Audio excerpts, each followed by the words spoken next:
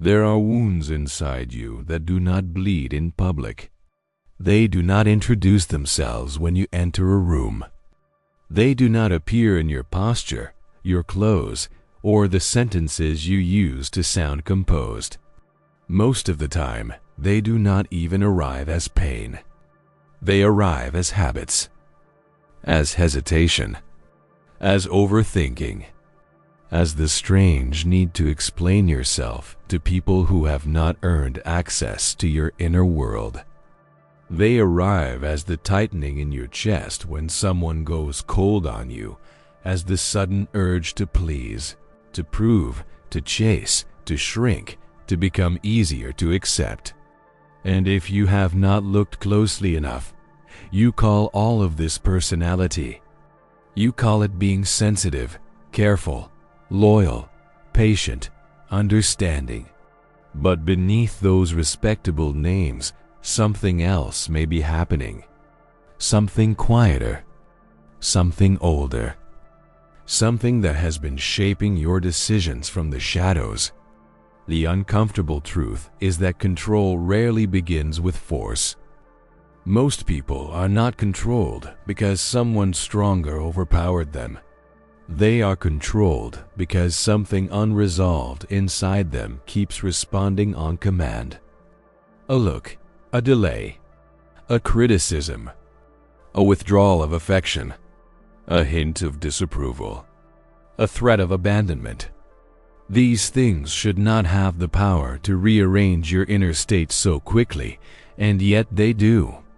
Not because you are weak, but because somewhere inside you there are old wounds still waiting to be understood. Wounds that react before you think. Wounds that interpret the present through the pain of the past. Wounds that leave you open in places you cannot see. And once a wound is left unexamined, it becomes a doorway. Sometimes people step through it intentionally. Sometimes they do it without knowing. But either way, your life starts being directed by triggers instead of truth. This is why some people keep finding themselves saying yes when they mean no. It is why they stay too long in relationships that drain them. Why they betray their values in the moment just to avoid losing approval. Why they confuse intensity with connection, control with love, silence with safety, and self-erasure with peace. If you have ever walked away from a conversation feeling smaller than when you entered it, if you have ever replayed your own words for hours after speaking, if you have ever given someone more power over your emotions than they had earned, then this is not abstract. This is not philosophical decoration. This is practical. Because the part of you that has not healed will always negotiate against your freedom. What follows are 7 hidden wounds that make you easier to control than you realize.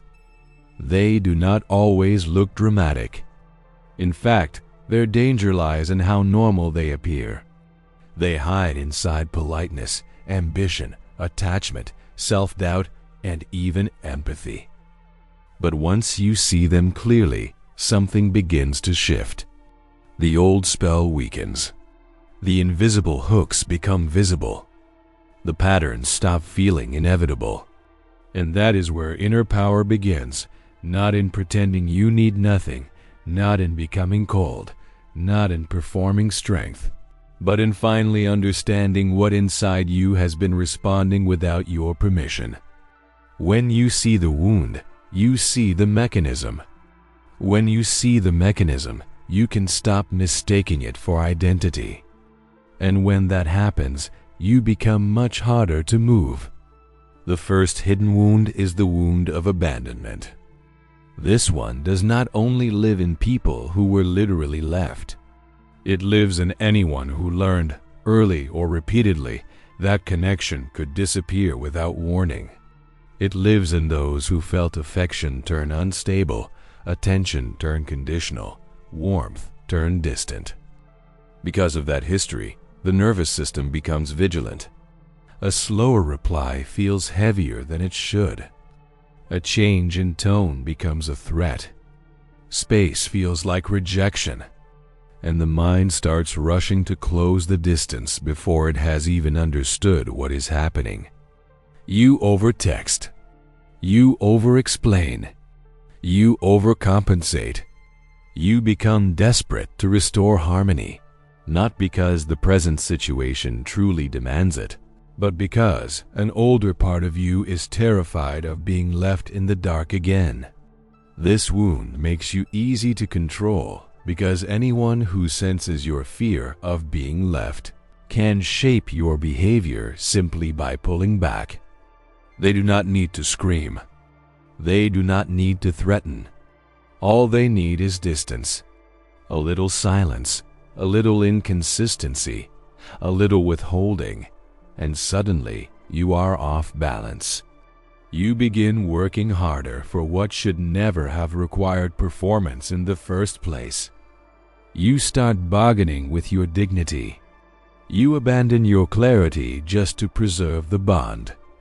You become willing to tolerate confusion over loss, crumbs over separation, emotional instability over emptiness. And that is the tragedy of the abandonment wound.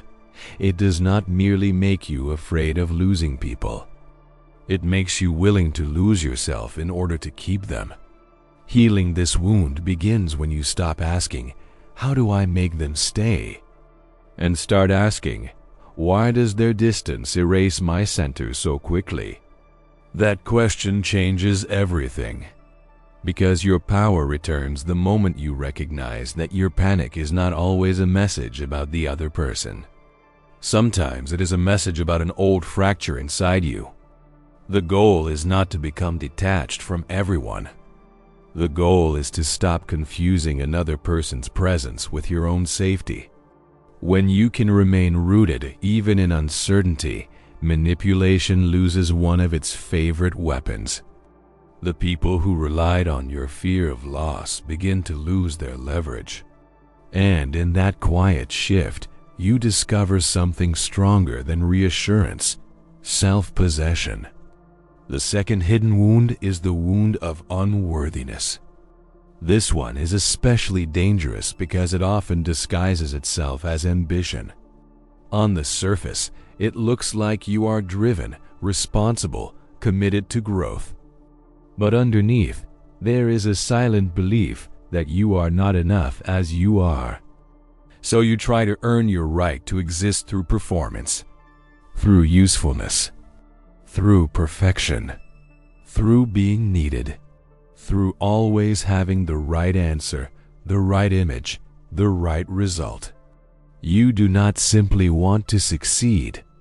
You need success to confirm that you are allowed to respect yourself. And when self-worth becomes conditional, you become extraordinarily vulnerable to control. Why? Because anyone who can make you feel inadequate can make you obey. If your value depends on being approved, admired, or validated, then criticism becomes more than feedback.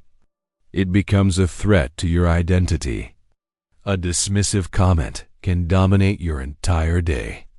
A raised eyebrow can rearrange your behavior. A person who knows how badly you need affirmation can keep you performing forever. You work harder than necessary. Apologize more than necessary. Prove more than necessary. All because some part of you still believes that love, respect, and belonging must be earned through exceptional behavior. And once that belief takes hold, your boundaries become negotiable.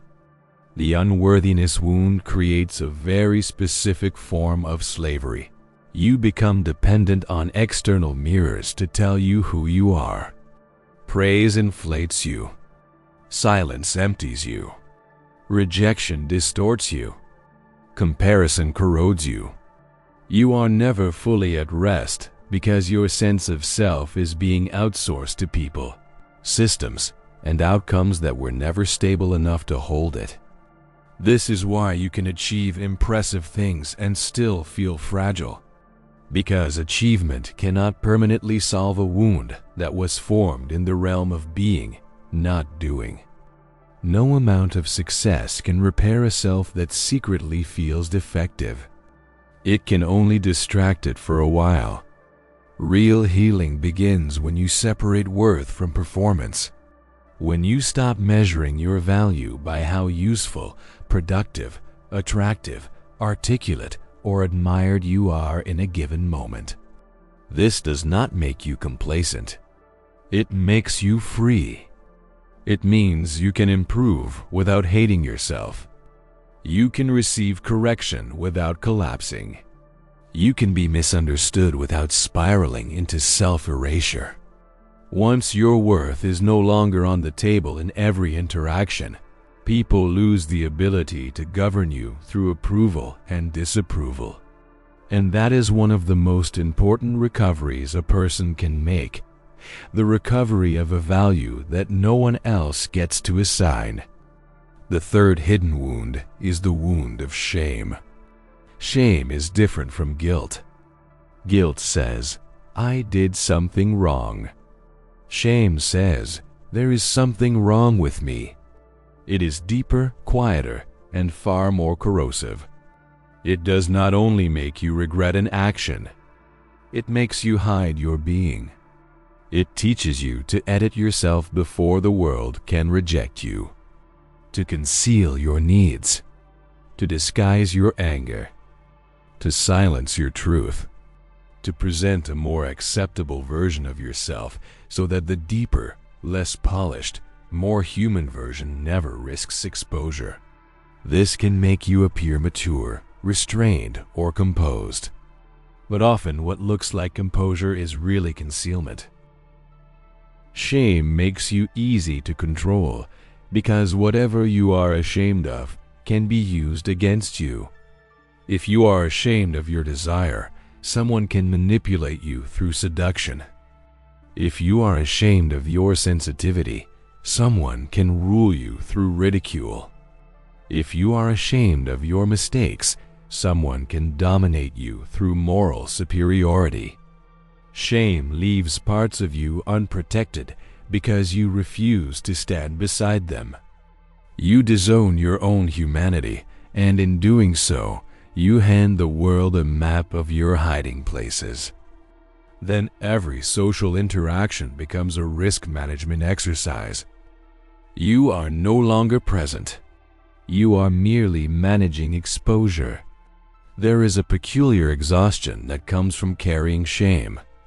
You are always monitoring yourself, always adjusting, always trying to remain just acceptable enough to avoid being seen too clearly. This drains the spirit. It makes spontaneity feel dangerous. It makes honesty feel expensive. It makes intimacy feel like standing too close to a cliff edge. And because shame teaches you to fear being known, it often binds you to dynamics where you can remain half visible, relationships where you are needed but not fully met, environments where you are valued for your function but never invited into genuine belonging. Shame narrows your life until survival starts looking like peace. Healing shame requires a different kind of courage than most people imagine. It is not loud. It is not theatrical. It is the courage to stop flinching from your own interior reality, to let yourself see what you are ashamed of without immediately condemning it, to say, yes, this is here too, and remain present. Shame weakens when it is brought into compassionate awareness. Not indulgence, not excuse, awareness. Because once you stop treating parts of yourself like contraband, the world loses one of its most effective methods of controlling you. A person at peace with their own complexity cannot be ruled as easily by humiliation. The fourth hidden wound is the wound of rejection. This one is related to abandonment, but it has its own structure. Abandonment says, they will leave. Rejection says, they will not choose me. It creates a constant sensitivity to exclusion, dismissal, and social judgment. It makes ordinary moments feel loaded. Being overlooked in a room feels like evidence.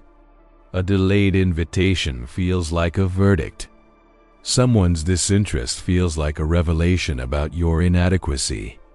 And because the fear of rejection is so painful, you begin shaping your life around avoiding it. You edit your opinions. You dull your intensity. You soften your standards. You choose belonging over truth, often without realizing the cost. This wound makes you controllable because the threat of exclusion becomes enough to redirect your behavior. You do not need chains when social fear is doing the job. You become agreeable where you should be direct, quiet where you should be clear, available where you should be selective. You betray small instincts first, then larger ones.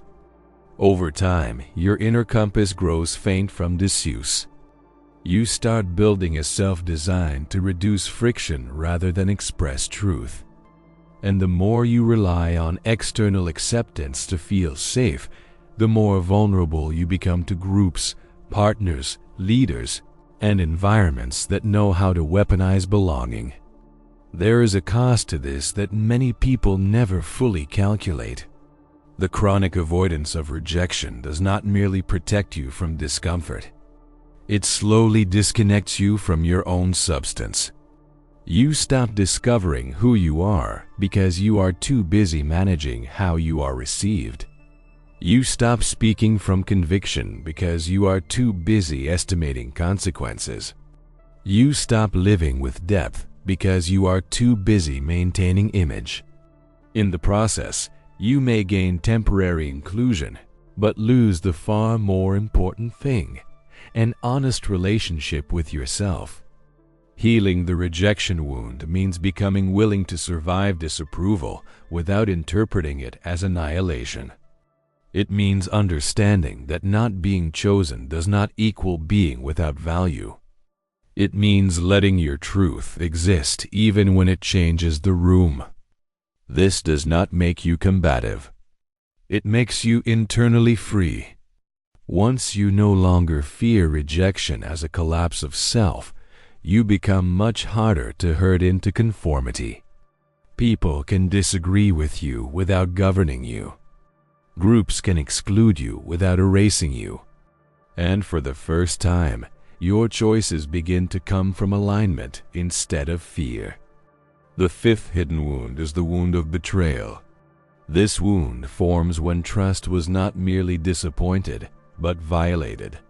When someone you relied on used your openness against you.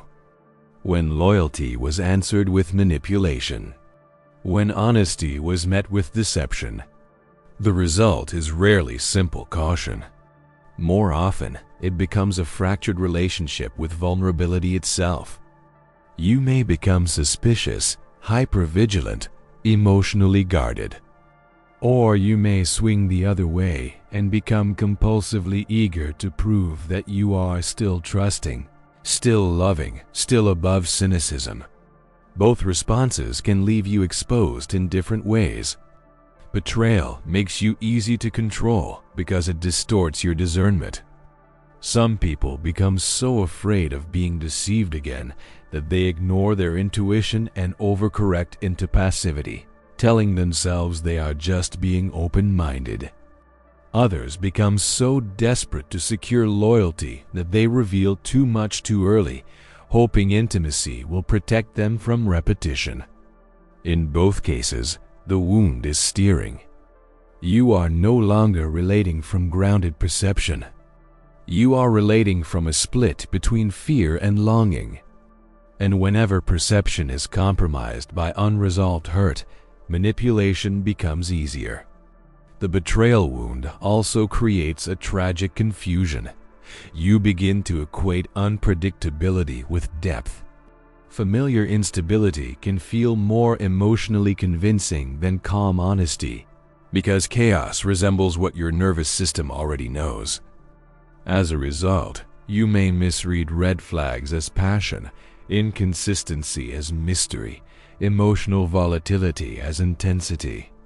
You may keep gravitating toward people who repeat the emotional architecture of the original wound because it feels strangely alive, strangely magnetic, strangely unfinished. This is how betrayal reproduces itself, through pattern rather than event. Healing betrayal requires rebuilding trust in a more fundamental place than other people.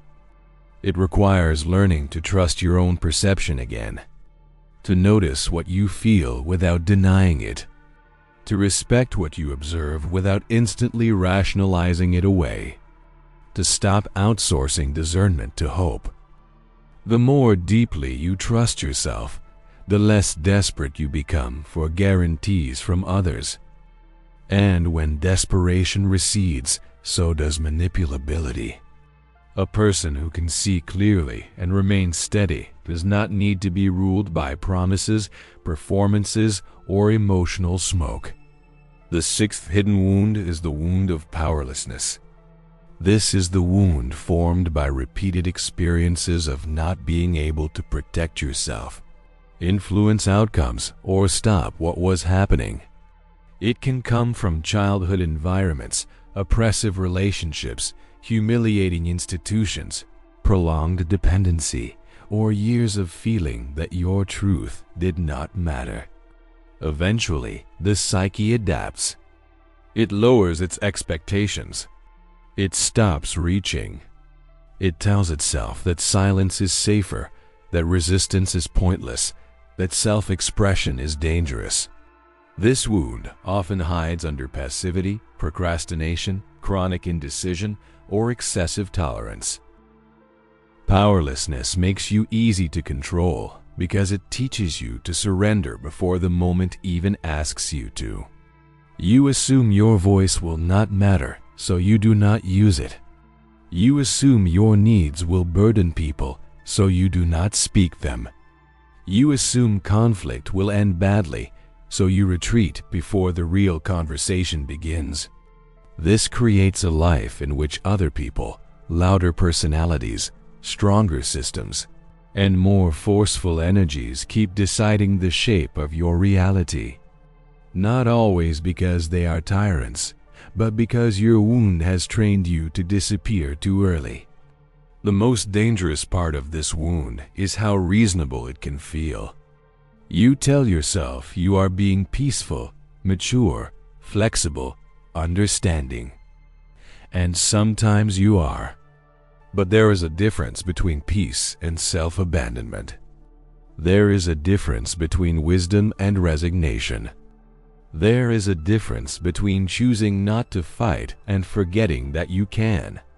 When powerlessness becomes identity, your spirit becomes quieter than it was meant to be.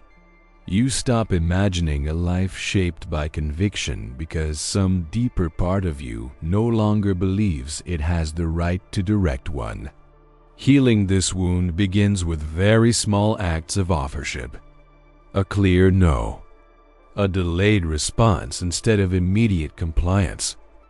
A preference spoken without apology. A boundary held through discomfort. A truth said even when the voice trembles. These moments may seem minor from the outside, but psychologically they are revolutionary. They teach the nervous system that agency is still possible, that expression does not equal catastrophe, that the self does not vanish when it becomes visible. And each time you act from agency instead of defeat, a little more inner territory is reclaimed. The seventh hidden wound is the wound of emotional starvation.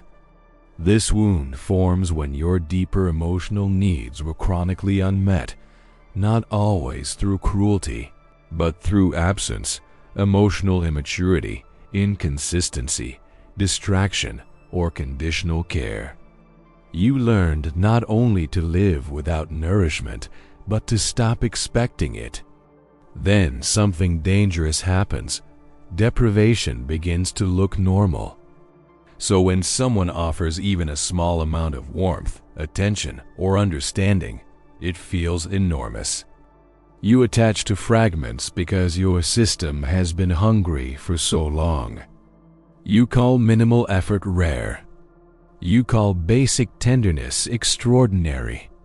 You call intermittent care love.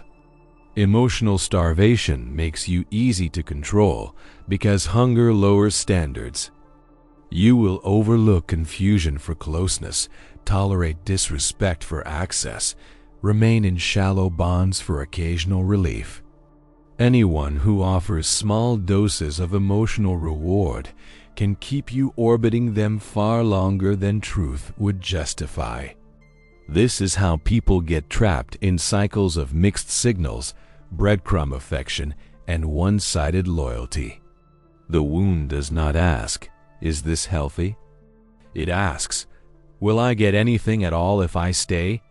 And once your choices are being organized by scarcity rather than dignity, your inner power starts draining quickly. This wound often produces a heartbreaking self-deception. You tell yourself that you are patient, forgiving, capable of seeing the good in people. But sometimes what you are calling patience is deprivation tolerance.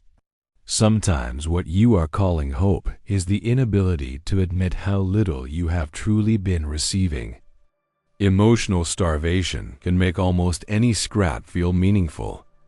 It makes you grateful for what should be baseline. It makes you chase consistency as if it were luxury. And in doing so, it trains you to settle beneath your own emotional worth. Healing this wound requires learning how to recognize nourishment clearly. What is steady? What is mutual? What is calm? What does not need to be chased? What does not disappear the moment you stop performing? It also requires grieving the years in which too little felt normal. That grief matters, because once you fully feel how deprived you have been, you become less willing to romanticize what only keeps you half alive. Your standards rise not from arrogance, but from recovery. And with that recovery comes a form of freedom many never reach, the freedom to stop negotiating with scarcity. Now, when you look at these 7 hidden wounds, abandonment, unworthiness, shame, rejection, betrayal, powerlessness, emotional starvation, something important becomes visible. They are not random. They all create the same consequence in different forms. They disconnect you from your center. They make your state easier to influence from the outside. They convert ordinary events into inner upheaval. They turn relationships into survival tests. They make your choices less about values and more about wound management. And once that happens, you are no longer fully living. You are adapting, reacting, negotiating with old pain in real time. Inner power begins when adaptation stops being mistaken for identity. When you realize that your people-pleasing may not be kindness, but fear. That your perfectionism may not be excellence, but unworthiness. That your numbness may not be peace, but powerlessness. That your loyalty may not be love, but starvation. That your silence may not be wisdom, but shame. These are difficult realizations because they require you to question the very traits you may have used to survive and even to feel proud of yourself. But this is also where freedom becomes possible. Because anything you can see clearly, you no longer have to blindly obey. This is why awareness is not passive. It is not decoration. It is not the ability to explain your wounds in sophisticated language while continuing to be ruled by them. Real awareness interrupts the automatic sequence. It inserts a pause between trigger and behavior. Someone pulls away, and instead of chasing, you notice the panic. Someone criticizes you, and instead of collapsing, you observe the flare of unworthiness. Someone tries to shame you, and instead of shrinking instantly, you feel the pressure without surrendering to it. That pause may look invisible from the outside, but inside, it is the beginning of sovereignty. At first, this work can feel disappointing because it does not flatter the ego. It does not let you remain the innocent victim of everything outside you. It asks harder questions. Why did that person's silence unravel you so completely? Why did one disapproving face dominate your mind for hours? Why did crumbs feel like love? Why did uncertainty pull you into performance? These questions are not accusations. They are invitations to retrieve power from places where it was unconsciously abandoned. The more honestly you ask them, the less available you become for manipulation through old wounds. And this is where many people get it wrong. They think reclaiming power means becoming colder, harsher, more distant, more armored. It does not. Armor is not the same as strength. Sometimes armor is just pain that has learned to look intimidating. Real inner power is quieter than that. It is the ability to remain with yourself under emotional pressure, to feel the pull of an old wound without letting it become your command center, to choose from clarity instead of compulsion, to let other people have their moods, their opinions, their inconsistencies, without granting them immediate access to your nervous system. That is not detachment from life. That is mature presence within it. There is also something else that begins to happen as these wounds are healed. Your perception changes. You stop calling manipulation chemistry.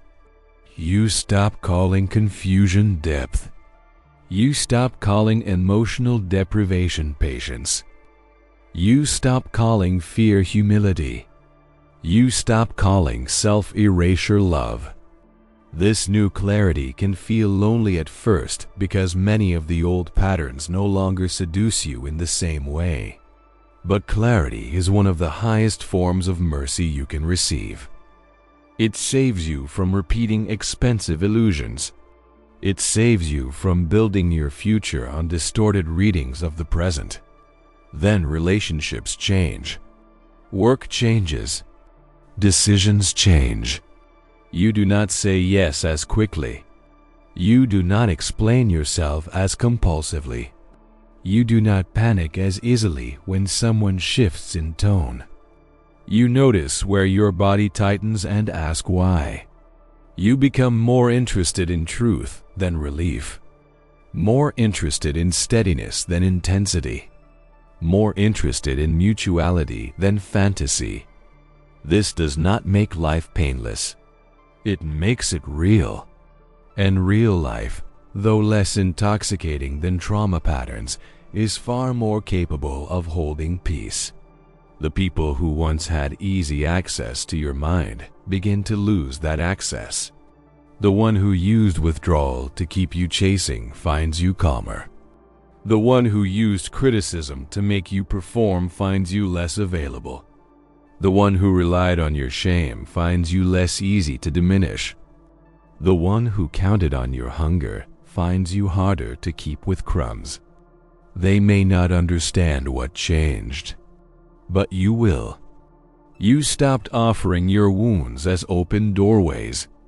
You stopped asking the outside world to settle what only inner work could resolve.